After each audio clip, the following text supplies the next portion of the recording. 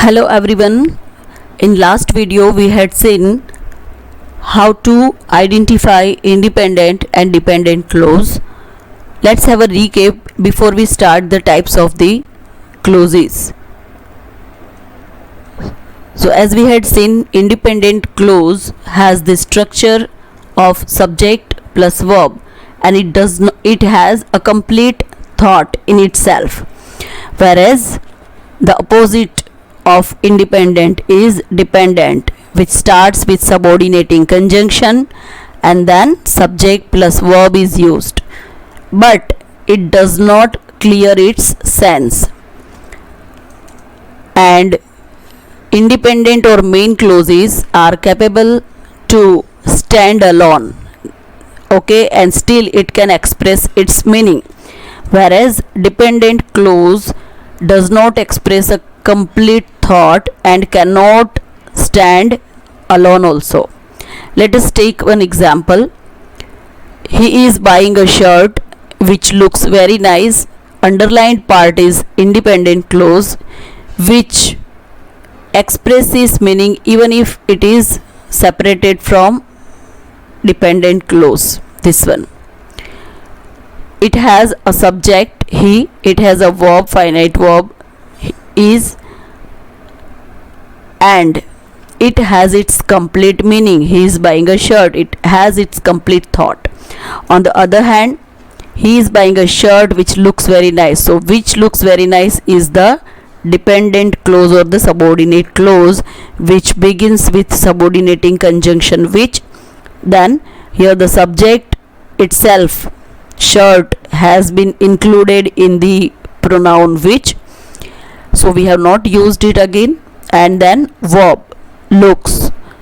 But if we just say which looks very nice, obviously it does not clears the meaning. That's why it is called dependent clause, because it is dependent for its meaning on the independent clause. That's why it is dependent. Okay, now let's understand what are the different types of the clauses. But before that, you need to understand here sometimes fanboys, we have the coordinating conjunctions fanboys, and, but, so, or, nor, for, yet. So sometimes two independent clauses also can be joined using the fanboys, and they are called the compound sentence. That we will see in the next video what is complex, simple and compound sentence. First you look at the examples quickly.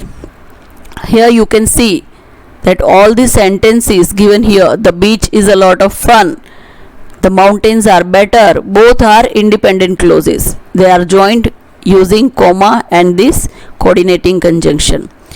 A group of us went to the movie, we agreed it was enjoyable. So both are capable enough to express their own meaning even though we just use them separately. But here we have joined two independent clauses. So this type of clauses are called as the compound sentence. Okay, now let us understand the types of the subordinate clauses. So first is the noun clause, then adjective clause, and then comes the adverb clause. So now let us understand at length what is noun clause and how it is used, and what questions also we can ask to find out the noun clause. Some tips and some hints also will be given in the next slide. So when we talk about noun clause, first of all we need to understand what is noun. Okay, so the same way as noun functions, noun clause also works the same way. So a dependent clause that functions as a noun in a sentence is called a noun clause. So in a sentence, whichever clause functions as noun, that clause is called as the noun clause. The difference is, when we talk about only noun, that is a one word. When we talk about noun phrase, that is a group of word which works, which functions as a noun only, but as it is a group of words, as it is phrase, we call it noun phrase. And here also it also works as the noun only, but as the form of the, it is like the clause, so we can say it noun clause. So if one word then noun, if phrase then noun phrase, and if clause then noun clause, all of them functions the same way as a noun only. So here we can just remember it that the noun clause especially, it acts as a subject, that means in the beginning of the sentence, or else as the object, that means it is used after the main verb, finite verb, or else sometimes as the predicate, like after the verb.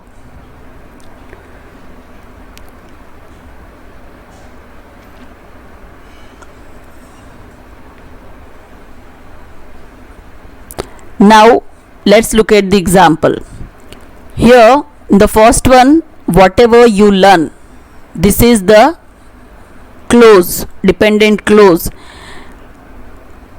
will help you in future. So whatever you learn, here whatever is the subordinating conjunction, you is the subject and then verb, but it's not capable to stand alone, so it is dependent clause. But which dependent clause is it, noun, verb or adjective? So we can see that it is used in the beginning of the sentence, so it is used in the place of the subject. So here it is noun clause. The other thing I would like to give you some hints that I will give you after a few minutes.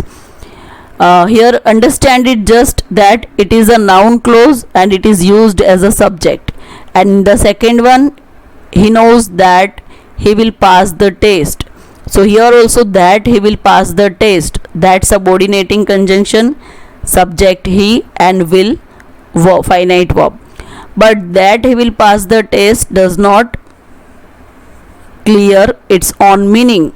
So it is dependent clause, but which dependent clause is it? So it is noun. How can we say so? That I will explain you in hints. You just understand it that it is used as an adjective. Why? How do we find the adjective? When we ask question to the verb with what, we find the direct object, and when we ask the question to the verb with whom, we find the, or with what, we find the indirect object. So here if you ask the question simply like words like that, what, whatever, who, whom, whoever, whomever, these are some of the subordinating conjunctions which are used in the beginning of the noun clause. So here whatever is there and that is also given. Okay, and one more hint I would like to give you is you can ask a question to the verb with what. As I said, here will help is the verb, okay, and here knows is the verb. Although this is also verb, but we have to ask question to the finite verb, main verb, finite verb in the sentence. So use what and ask question to this verb. Better put what here only. What will help you in future? So answer is whatever you learn. So when we ask question to the verb with what, we get some answer. So that answer is the noun. If it is phrase, it is noun phrase. If it is clause, it is called noun clause. The same way he knows what. So answer is that he will pass the test. So if you will ask question with what, you will get some answer, and that answer would be noun. If it is clause, noun clause. If it is phrase, noun phrase. I hope it would be clear to you. Now let's take a look at the adjective clause. Adjective clause, as we know that adjectives are the describing words, okay, it describes nouns or pronouns. So the same way adjective clause also functions as an adjective does, and we can say that adjective clause is also modifies noun and pronoun. And adjective clauses mostly they are preceding the noun. Before noun only we just use them, and here in the clause we will be using them especially after the nouns. When it is used as a one word, we use them before the noun. Here it will be used after the noun. I met the boy who had helped me. Here is boy is the noun to which who had helped me. This clause is modifying.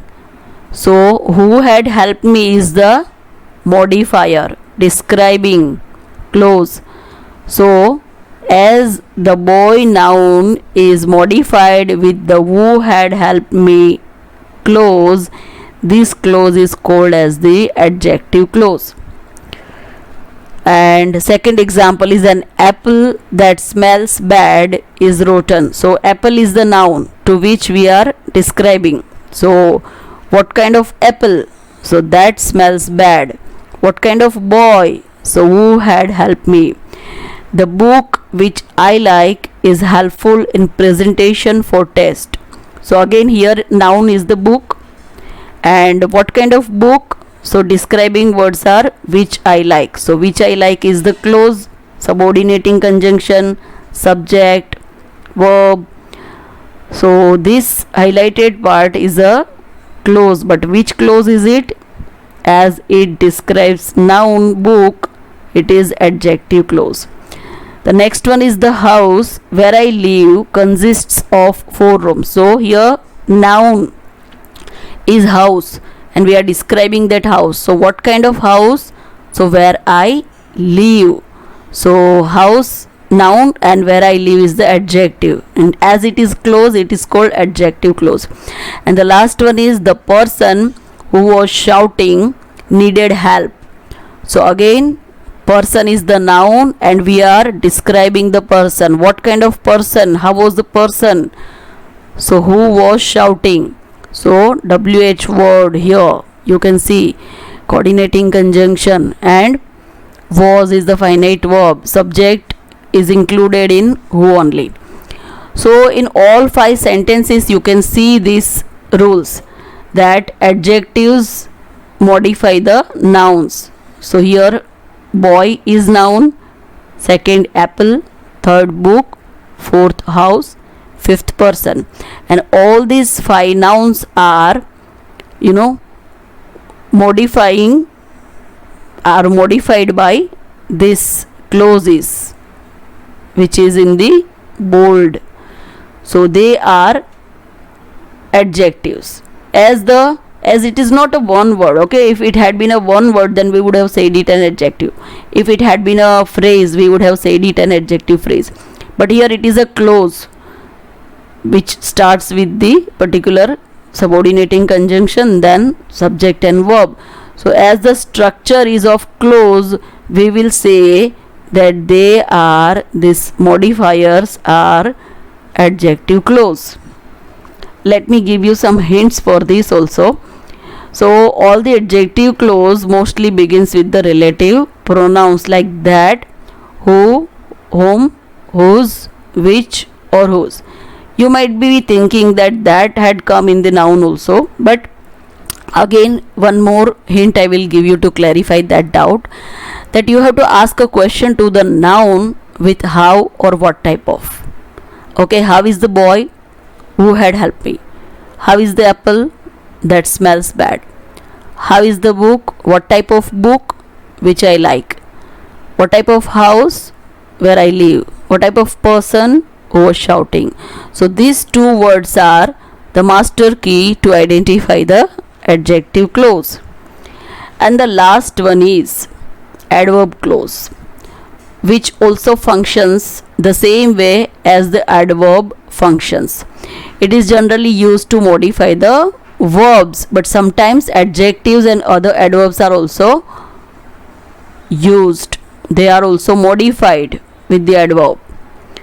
And we can see here that adverb clause also works as the adverb only, and it is modifying verb mostly, generally, and sometimes adjective and adverb also.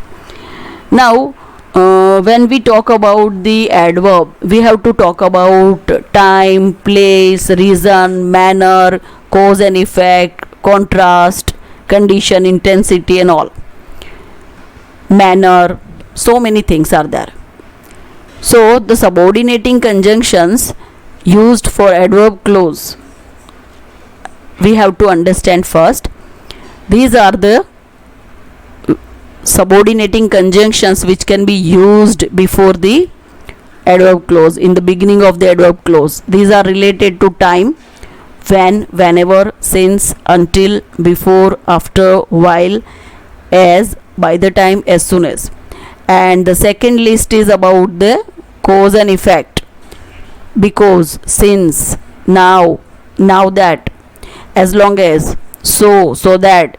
All these are giving the reasons, okay, cause and effect. Due to some cause, some effect has been created. And to show contrast: although, even, whereas, while, though, even though, all these contrast showing words also are used as the subordinating conjunction. And the last is condition. If we want to talk about some condition, then also we can use subordinating conjunctions like if, unless, only if, whether or not, even if. Okay, all such subordinating conjunctions are used for adverb clause. So time, related to time, related to cause and effect, related to contrast, and condition. And let's have a look at the examples. Don't go before he comes. So don't go. When? Ask question with when, because it shows time. So before he comes. So before is the subordinating conjunction used, then he subject, and comes finite verb. He takes medicines because he is ill. So it shows the reason, cause and effect. So it is showing the reason for taking medicine. Here we are focusing on the action of going. Here we are focusing on the action of taking. The third one: although he tried a lot, he could not climb the tree. Here it shows contrast between two conditions, condition and result. He tried a lot. Generally, if we try a lot, obviously we can climb the tree, but here it is totally opposite. So to show the contrast also, we can use the adverb clause. Tried is the verb which has been modified by this. And then unless you study for the test, you can't pass it. This is again condition. Okay, if you do something, you will get something. If you follow certain conditions, you will get certain results. So this also focuses on the verb study. And then I'll go to the school unless it rains. So here again condition, that unless and until it does not stop raining, how can I go? I will get wet. So this is again showing condition using unless subordinating conjunction. It begins. So unless it rains, this is the adverb clause which is focusing on the, which is modifying the verb will go. So when can we go? Okay, till when cannot we leave? So unless it rains. You are safe as long as you drive carefully. So here you are safe, this is the independent clause, and as long as you drive carefully is the dependent clause. And here also again it is showing you the cause and effect. Okay, so this is the cause and this is the effect. And next is you can achieve anything provided that you struggle for it. So here there is no such words are given like subordinating conjunction, but the word provided, that is also sometimes used as the subordinating conjunction. And provided that, or only providing. So in all the examples, what is the common thing? The common thing is that they are modifying, these clauses are modifying mostly verbs. Here the first one is verb go, second one takes, third one climb, fourth pass, fifth, go, sixth, you are safe. It is adjective, safe. And then next, achieve. So these all are mostly modifying verbs. Okay, so they are called adverbs. As they are modifying verbs, they are called adverbs. And you can see that here are the four types of the subordinating conjunctions which can be used in the beginning of the adverb clause. So I hope now it would be clear to you. Thank you.